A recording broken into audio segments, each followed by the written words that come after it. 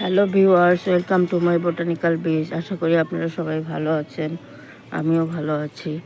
এই যে দেখুন, আমার বড় থোকা ভ্যারাইটির জবা গাছ, কি সুন্দর, কত বড় থোকা জবা।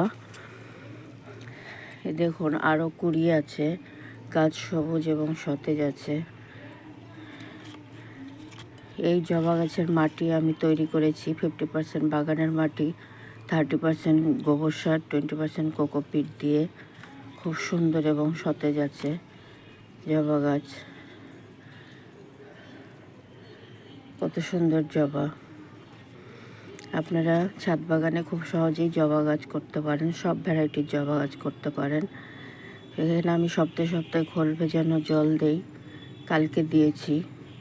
আর সপ্তাহে সপ্তাহে নিম তেল স্প্রে করে দেই, তাতে গাছ সুন্দর এবং সতেজ থাকে, সবুজ থাকে, ফুল খুব সুন্দর ফোটে। আজকে আসি, টাটা।